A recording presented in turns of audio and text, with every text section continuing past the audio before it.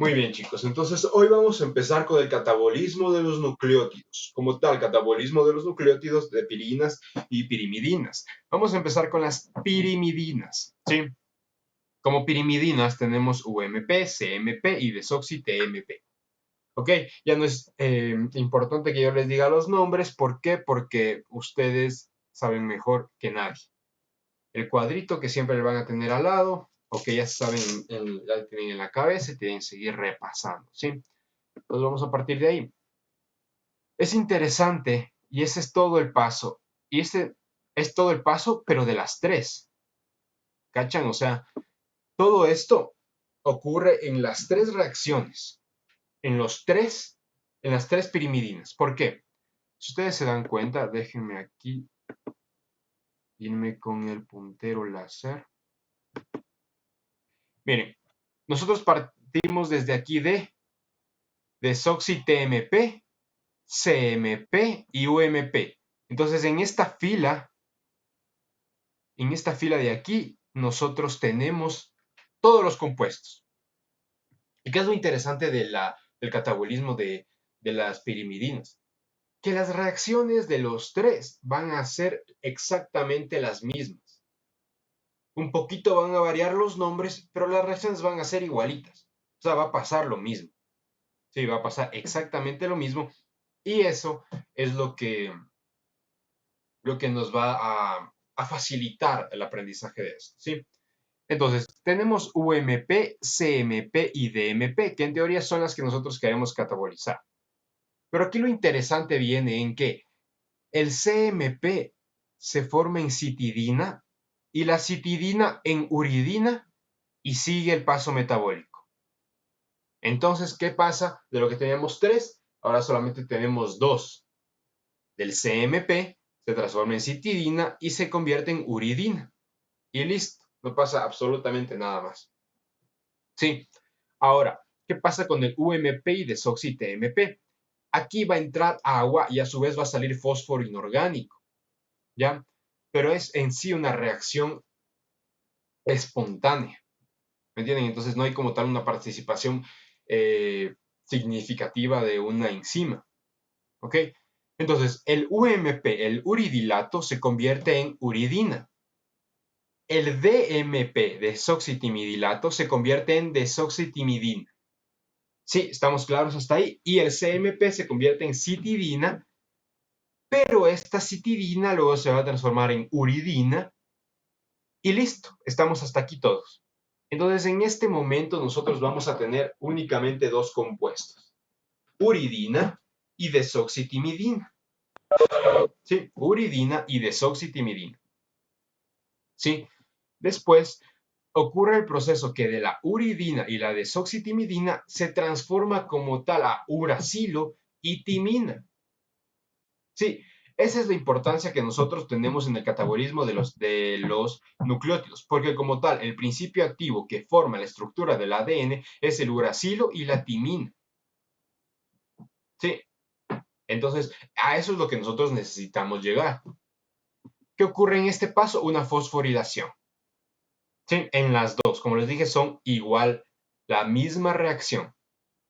Uridina, que ya viene con cargado también de citidina, y el desoxitimidina, ya aquí ya no me importa el desoxi o que no tenga nada.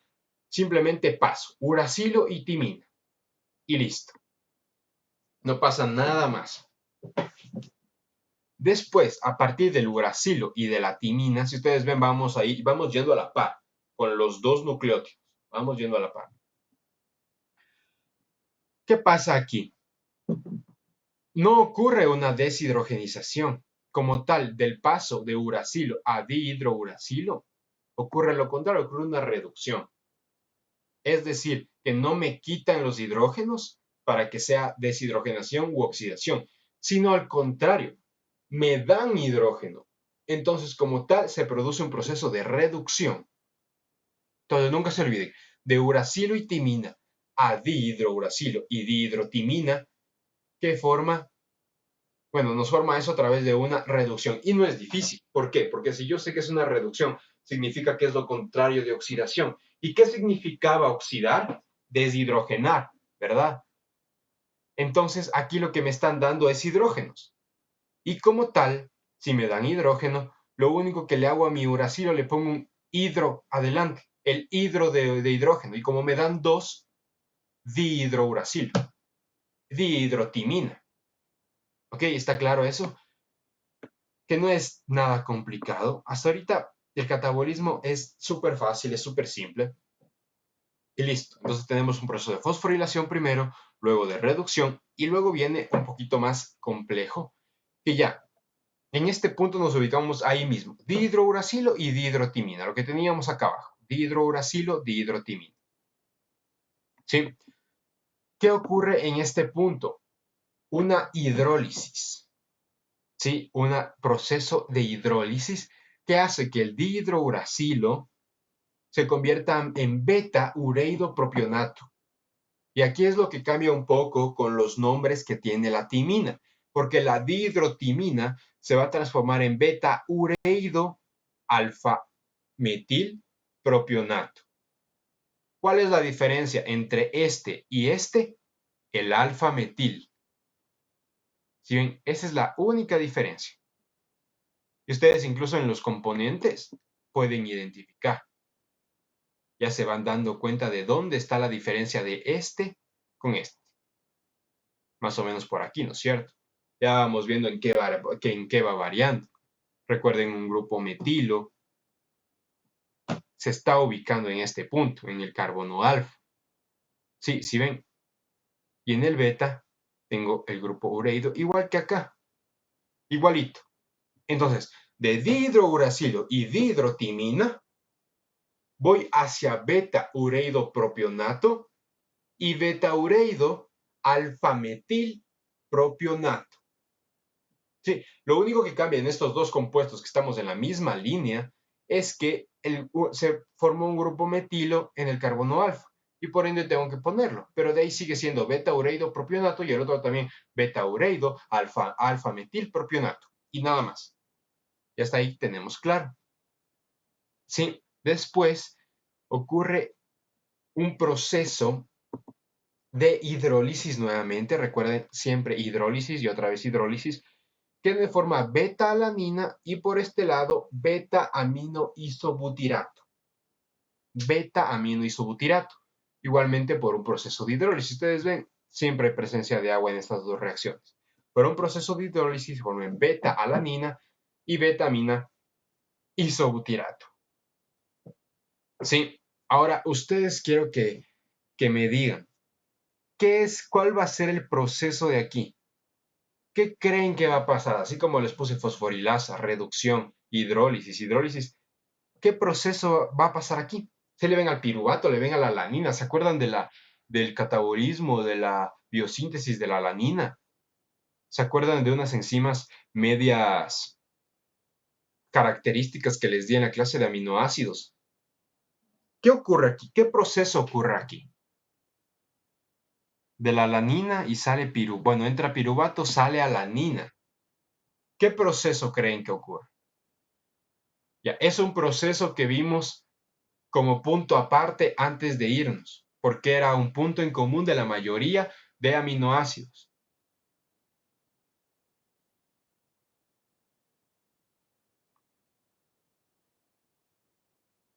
Chévere, Alexi. Transaminación. O sea, ya tantas pistas. Transaminación. Ocurre un proceso de transaminación y como tal, ¿qué me queda? Malonato semialdehído y por el otro lado me queda metilmalonato semialdehído. Aquí ya se me hacen un poquito parecidos nuevamente el nombre. ¿Pero por qué? Porque se acuerdan del metil que tenía yo acá, entonces lo sigo conservando ese metil. Conservo como tal el metil, pero acá no tenía, entonces como tal, malonato semialdehído y el otro metilmalonato semialdehído. Y ya, como tal, un proceso nuevamente de transaminación, se forma acetil-CoA por el lado del UMP y por el lado del metilmalonato, perdón, por el lado del desoxitimidilato se forma propionil coenzima A. ¿Y qué ocurre en este momento? Han sido catabolizados todos los las pirimidinas. Y listo. Ese es todo el proceso, no va nada más allá. Como ustedes ven, vamos a la par y eso es lo interesante porque en muchos de los procesos tenemos que ir uno por uno. Pero aquí 3 procesos lo hemos hecho en un paso metabólico, que es chévere. Es chévere esto de la bioquímica teórica porque en este punto nosotros podemos acordarnos, porque si yo no me acuerdo el desoxitimidilato, al menos me voy a acordar el del UMP, el del uridilato. Y así voy bajando, bajando, bajando. ¿Tienen alguna duda? ¿Desean que repita alguna parte? ¿O si está claro? Si está claro el proceso de catabolismo de las pirimidinas. Porque después viene el de las purinas. Es un poquito más complejo. ¿Está claro? ¿Puedo seguir? Avísenme, por favor.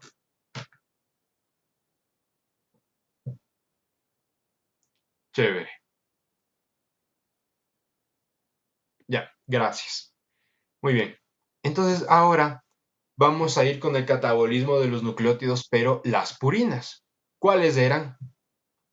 AMP, IMP, GMP, XMP. AMP adenilato, IMP, que era inosinato, GMP guanilato y XMP era santilato como tal. Pero tenemos que diferenciar que el IMP, ¿de dónde venía? ¿De qué compuesto principalmente? ¿De qué nucleótido venía el IMP? ¿Cómo se llama la base del IMP? Hipoxantina, perfecto, se llama hipoxantina. Muy bien, Mónica. Y ya, entonces aquí les he puesto un esquema de cómo se produce esto. Tenemos AMP, tenemos IMP y tenemos GMP. Sí, tenemos las tres. Sí, tenemos las tres. Y es interesante. ¿Por qué? Porque el AMP va a transformarse en adenosina, el IMP en inosina, el GMP en guanosina. ¿Ya? Entonces, tenemos aquí ya las tres, igualito. Incluso el nombre es parecido. Pero ahora, esta adenosina se va a transformar en inosina. Sí, y eso es lo que me hace que se me reduzca un paso más.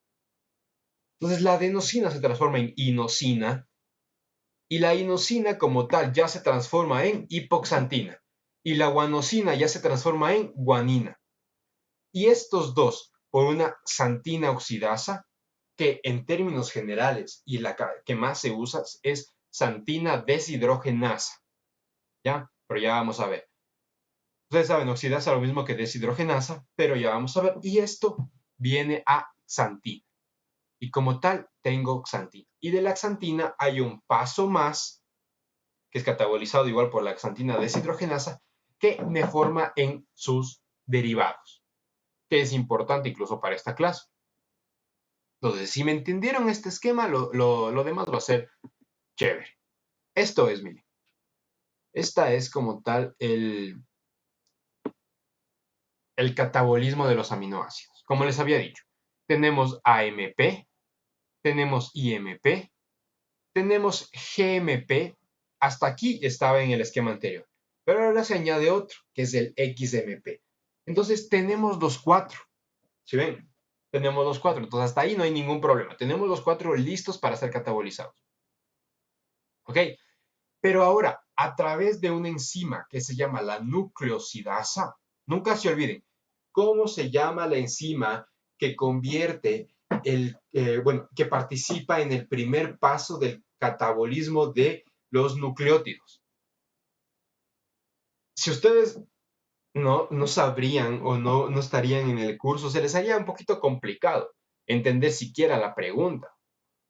Pero ahora ya ustedes deben ir analizando las preguntas así, despacio. ¿Cómo se llama la enzima? Ok, quiero una enzima que participa en el primer paso. Entonces yo me acuerdo de que estaban toditas ordenadas y había un paso en el que igual quedaban todas ordenadas. En el primer paso para el catabolismo de los nucleótidos, específicamente de las purinas. Sí, entonces ustedes ya se van acordando y dicen, ok, en las pirimidinas no había como tal un primer paso, una reacción de primer paso, no había como tal una enzima específica. Entonces en las purinas, ¿qué pasa? Se llama nucleosidasa, la 5' nucleosidasa. ¿Pero qué se llama? Nucleosidasa, perfecto. ¿Y qué hace? ¿Qué es lo importante de esto? AMP se convierte en adenosina, IMP en inosina, GMP en guanosina, XMP en xantosina. Y automáticamente nosotros ya vamos ubicándonos y ya se nos hacen nombres un poquito más conocidos. Ya adenosina, inosina, guanosina y xantosina. ¿A través de qué enzima? Nucleosidasa. Si estamos hablando de nucleótidos, nucleosidasa. ¿Ya? Ahora, esta inosina, perdón, la adenosina por una adenosina desaminasa, ¿qué quiere decir desaminasa? ¿Qué piensan que en este proceso va a salir si ocurre una desaminación? ¿Qué va a salir? Ahí en la gráfica están viendo, pero quiero leerles qué va a salir si hay una desaminación.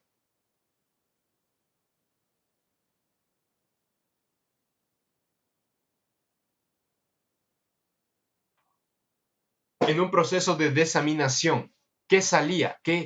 ¿Cuál era el resultado? Chévere, Mónica, ¿no es cierto? El grupo amino, desaminación, me deshago del grupo amino. Chévere, Jennifer, igual. Entonces me voy a deshacer del grupo amino. De la adenosina se convierte en inosina. Y automáticamente de la adenosina se convierte en inosina y ya tenemos solamente inosina, guanosina y xantosina. La xantosina no hay ningún problema, porque miren, aquí participa la misma enzima porque es exactamente la reacción. Pero de la xantosina no hay ningún problema, porque la xantosina va directamente a xantina y se acabó. Sí, va directamente a xantina y punto, por una, por una nucleósido fosforilasa de purina. Entonces, no va a importar si yo les pregunto, en el paso metabólico de la xantosina a xantina, ¿cuál es la enzima que participa? Nucleósido fosforilasa de purina. Y lo mismo acá, de la guanosina a la guanina, ¿qué participa? Nucleósido fosforilasa de purina. De la inosina a la hipoxantina, participa nucleósido fosforilasa de purina. Sí, como ustedes ven, es interesante y les vuelvo a repetir, se hace interesante el catabolismo de los nucleótidos porque podemos agrupar y pasa exactamente lo mismo en todas las diferentes niveles. Sí, entonces vamos a continuar con inosina. La xantosina ya está acabada porque ya llegamos a xantina por la misma enzima.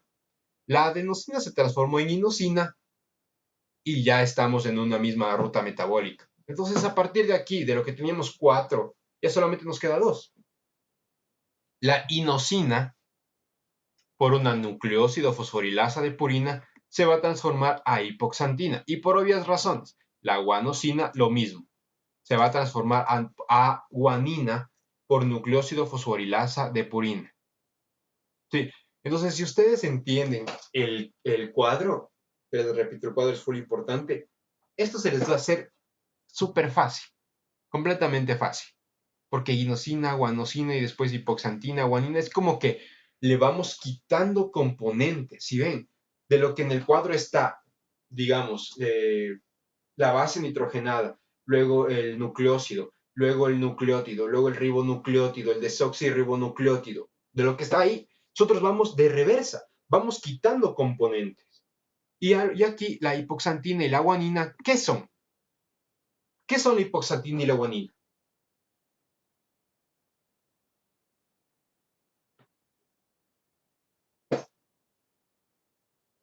Es la primera tabla del cuadro en general, en la que nos hablaba solamente de bases nitrogenadas. Eso es la hipoxantina y la guanina, no es nada más. Entonces ya tenemos bases nitrogenadas de componentes tan complejos, ya tenemos la base nitrogenada. Y de aquí ocurren dos reacciones. En esta ya no participa la misma enzima.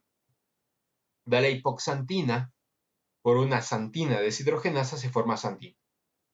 De la guanina, por una guanina desaminasa, otra vez sale un grupo amino y se forma xantina.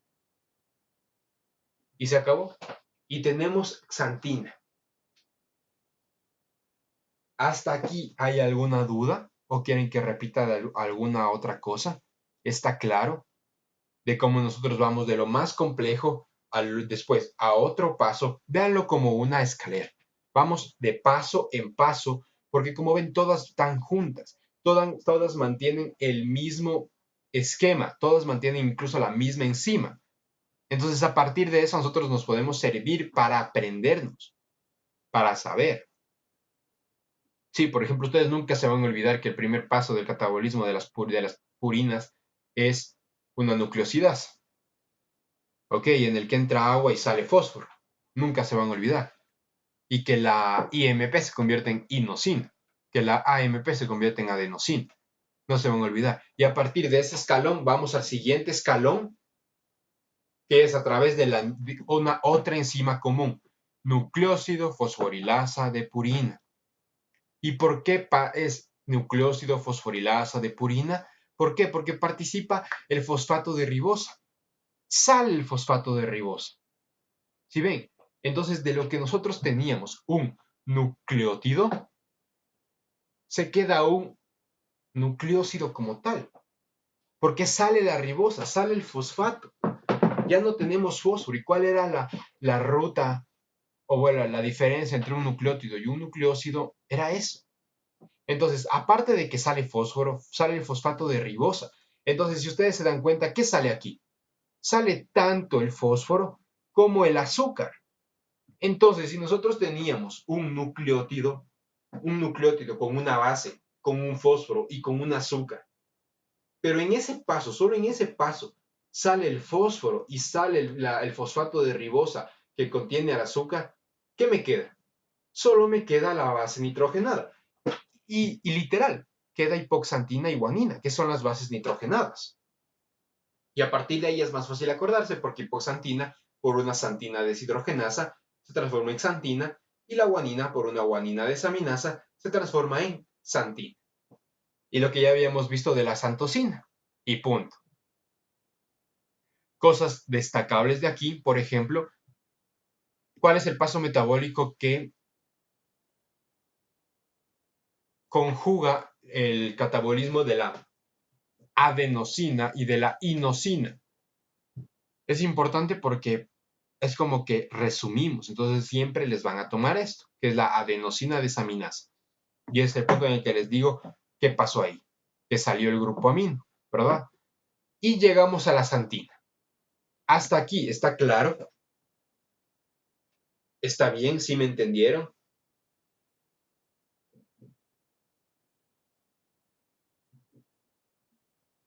¿Está claro, chicos? Si quieren que repita, yo repito, no hay problema.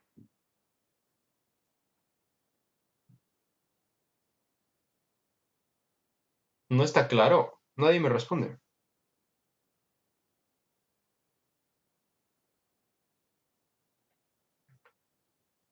¿Está claro, chicos? ¿Podemos seguir?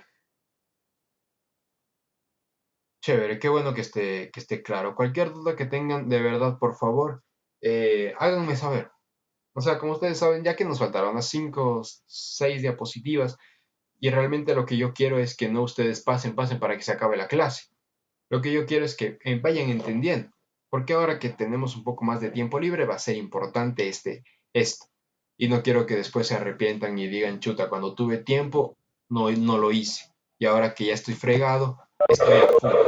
Sí, entonces eso chicos. Ya, entonces ahora vamos a partir de la xantina, de esta xantina que está aquí. Solo nos falta una cosita. ¿Qué es esto? De la xantina, por una xantina deshidrogenasa se me forma ácido úrico y automáticamente está catabolizado todos los nucleótidos y tenemos catabolizado todos los nucleótidos. Entonces, ¿cuál es la enzima importante? La xantina deshidrogenasa. ¿Por qué? Porque participa aquí y aparte participa acá. Xantina deshidrogenasa y me forma el ácido úrico. Y eso es importante. ¿Por qué? Porque la xantina deshidrogenasa junto con el ácido úrico son componentes que se miden en cualquier examen. Son componentes indispensables. Y ahora ustedes ya saben. ustedes ya saben lo que significa el ácido úrico. ¿Qué es el ácido úrico? Es el resultado del catabolismo de las purinas. Porque el ácido úrico lo hemos escuchado un montón de veces y lo hemos visto incluso un montón de veces, un montón de exámenes. Es algo básico en la química sanguínea. Es algo súper básico. Pero ahora ustedes ya saben qué significa el ácido úrico y de dónde proviene. Entonces, si nosotros tenemos niveles elevados de ácido úrico, ¿qué significa? ¿Qué significa con este preámbulo que les di? ¿Qué significa que si yo tengo niveles elevados de ácido úrico? Pero niveles elevados exagerados, o sea, amplios.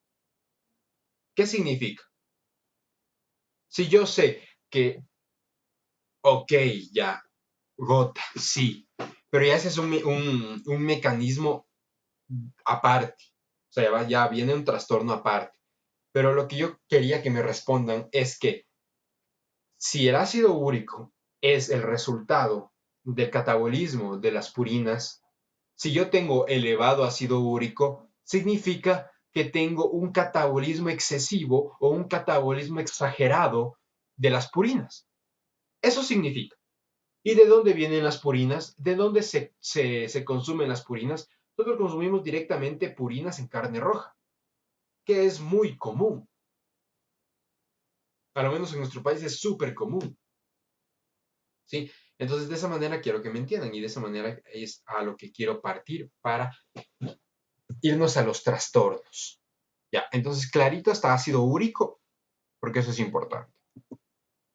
Ahora vamos a ver trastornos del metabolismo.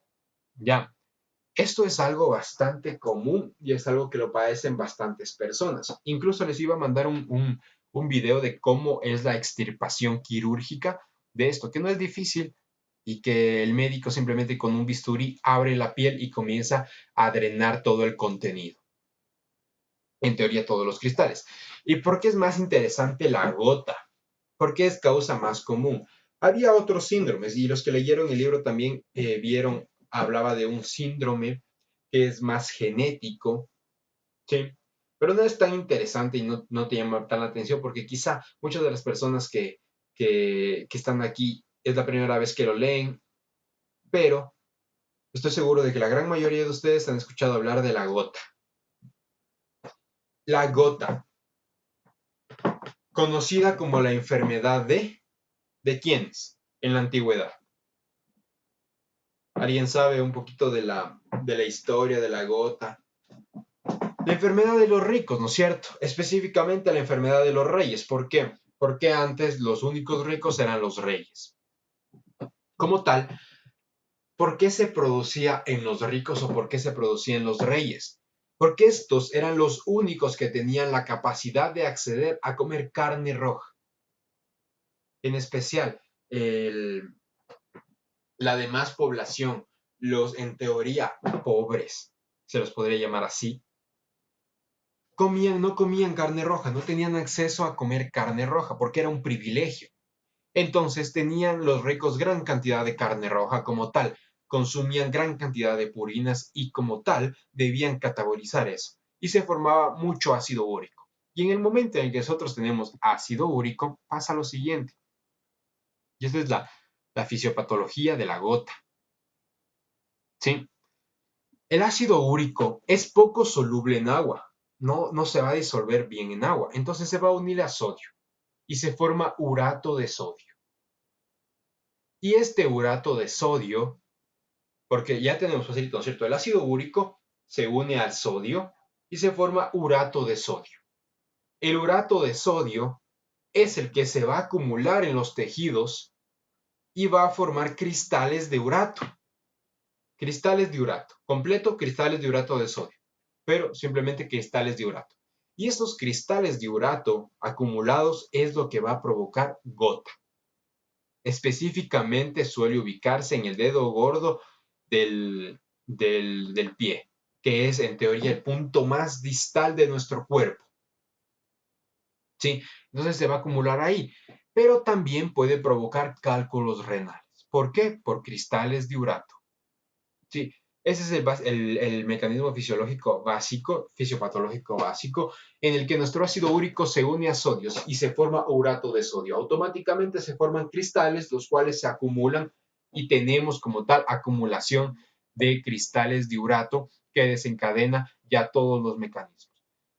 Tenemos dos tipos de gota, una primaria y una secundaria. La primaria es varones adultos de edad media y simplemente se da por aberraciones de regulación de la biosíntesis de purinas. Se da por biosíntesis. ¿Por qué dice biosíntesis de purinas si yo les acabo de decir que es el catabolismo? ¿Por qué? Porque una vez que nosotros catabolizamos como tal, tenemos que biosintetizarlos nuevamente. Pero si hay una aberración en la regulación de la biosíntesis, no vamos a poder generarlo de nuevo y se nos va a acumular. Y el ácido úrico como tal va a tener grandes, un almacenamiento enorme y va a llegar el punto en el que, ok, tengo tanto ácido úrico que no sé qué hacer con él. Y se desencadena todo el mecanismo de la gota. Y una secundaria. Recordemos que la gota se caracteriza principalmente por la hiperuricemia.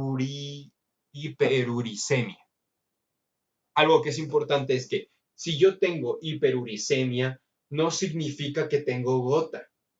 Pero si yo tengo gota, sí significa que tengo hiperuricemia.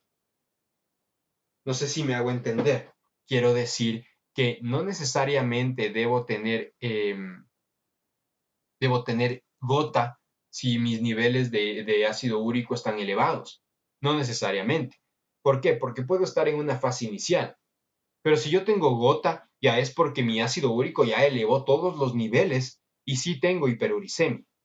¿Sí? Entonces, hiperuricemia por menor excreción de urato debido a una insuficiencia renal. Entonces, es muy común también a los pacientes con insuficiencia renal que se hacen diálisis, que están constantemente con problemas renales, que les dé gota. ¿Por qué? Porque no pueden hacerlo, no pueden como tal excretar suficiente ácido úrico, suficiente urato, sino este se acumula porque no pueden excretarlo. Hay niveles elevados de reabsorción y de absorción. Entonces, esto va a dificultar. ¿Ok? Se puede dar cuando los pacientes tienen policitemia vera. ¿Qué es policitemia? ¿Alguien sabe qué es policitemia?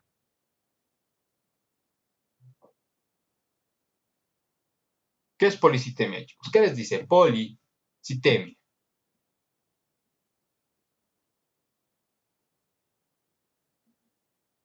Son términos básicos que tenemos que conocer.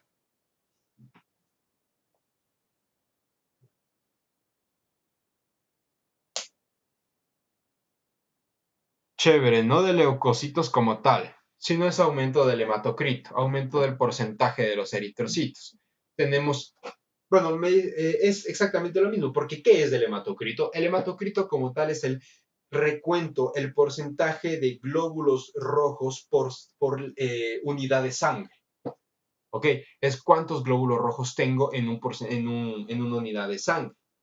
Entonces, eso nos ayuda a dar un diagnóstico de en general cuántos eritrocitos tengo, porque hay un rango normal de eritrocitos que debemos cumplir. En el momento en que nos pasamos de eso, se hace policitemia y puede llegar a producir sangre espesa, que a la larga ustedes ya se imaginarán todos los trastornos hemodinámicos que van a pasar en ese paciente.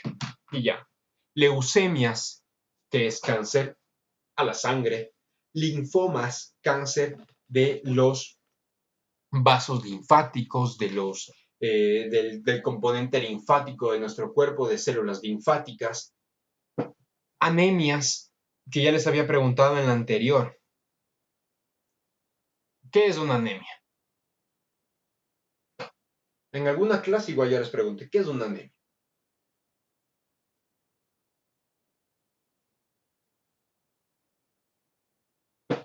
Y se relaciona mucho con la policitemia. Anemia, policitemia. ¿Qué es una anemia? Yo les había dicho. Disminución de la hemoglobina, sí. ¿Desencadena eso? Sí. Así es como tal eso, pero ¿por qué la hemoglobina? ¿Por qué hay disminución de glóbulos rojos? Entonces los glóbulos rojos cargan la hemoglobina para llevar. Entonces si hay disminución, ¿qué va a pasar? Vamos a tener disminución y como tal una anemia. Entonces, ¿qué es anemia? Es el recuento disminuido o nulo de eritrocitos en sangre. ¿Ok? Y eso también te desencadena un montón de cosas.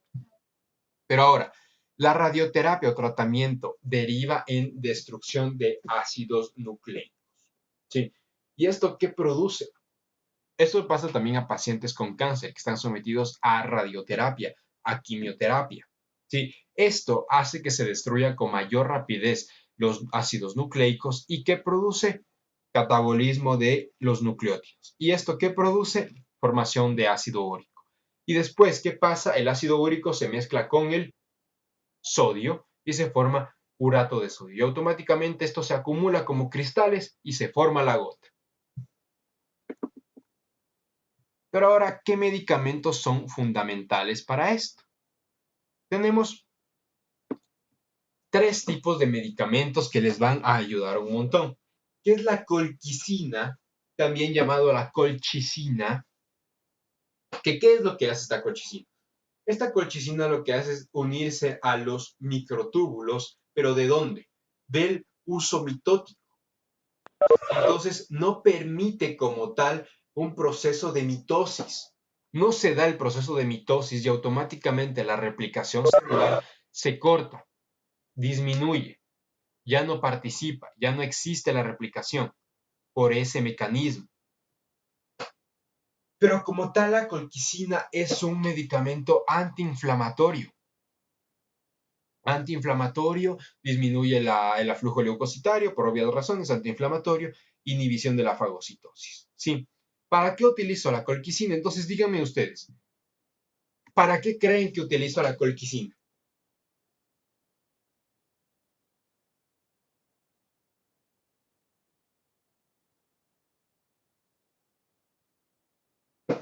¿Para qué creen que utilizo la colquicina?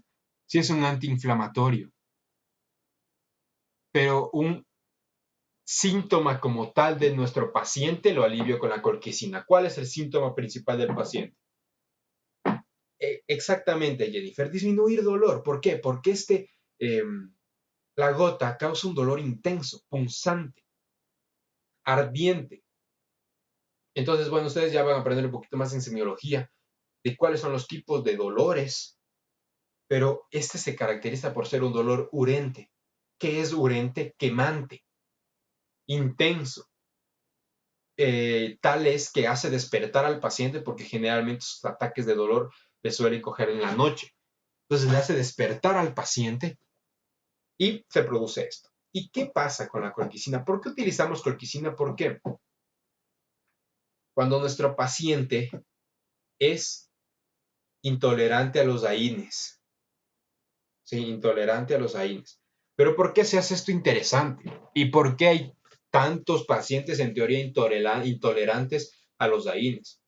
¿Se acuerdan que la gota estaba súper relacionada con cálculos renales? Y aparte, los cálculos renales estaban relacionados con insuficiencia renal. Entonces tú no puedes dar a un paciente con insuficiencia renal AINES. ¿Se acuerdan lo que tuvimos la charla y eso de que no puedes dar un AINE con un IECA? ¿Se acuerdan de eso que vimos? Y es así, no se puede dar porque va a interferir. Y aquí en este punto la tasa de filtración como tal, o la tasa de excreción del medicamento se va a ver disminuido. Por eso en un paciente con insuficiencia renal tenemos que ver exactamente los medicamentos que podemos dar. No podemos dar todo, pero hay muchos pacientes que los toleran, incluso teniendo insuficiencia renal. Por eso es muy importante ver números, ver exámenes en torno a cada paciente. ¿Sí? Entonces, ¿por qué utilizamos la colquicina? Porque generalmente estos pacientes con gota suelen ser intolerantes a los AINES, pero si no lo son, AINES. AINES y punto. Y ahora viene el halopurinol. El halopurinol es importante y es el principal mecanismo para la gota. Sí, si ustedes preguntan a un paciente con gota, ustedes conocen un paciente con gota, él les va a decir, él toma principalmente halopurinol. Si a ustedes les preguntan, miren, tengo esto en el pie, halopurinol. Si te duele, colquicina. No, si te duele, ibuprofeno. Si te duele, paracetamol. Sí, pero si no te pasa el dolor con eso, colquicina. Ok, entonces es importante que ustedes entiendan esto. ¿Cuál es el mecanismo del halopurinol? Inhibe la santina deshidrogenasa. ¿Y qué hace esto? ¿Te acuerdan que la santina deshidrogenasa estaba en el paso de la santina a la formación de ácido úrico? Ahí teníamos santina deshidrogenasa. Pero si no tengo esta enzima, no me convierte a ácido úrico. Como tal, no tengo que se me acumule. Y este es el mecanismo por el cual actúa el halopurinol. Hay algunas vías de rescate de la formación de todo esto. Eso no lo vamos a ver como tal, es un proceso súper simple, súper fácil, por eso y muchos doctores ni siquiera lo dan. Entonces, por eso no lo mencioné aquí, pero es importante porque de las vías, la vía de rescate, nosotros vamos a partir de la fosforribosil pirofosfato. Entonces, no vamos a formar ácido úrico si nuestro halopurinol nos disminuye la concentración de fosforribosil pirofosfato. ¿Sí? Esos son los mecanismos que yo quiero que entiendan. Y el Probenecid. El Probenecid no es solo para esto. El Probenecid se usa en varios tratamientos. ¿Por qué? Porque este Probenecid inhibe la absorción tubular renal. Inhibe la absorción tubular renal y eso que hace promueve la excreción.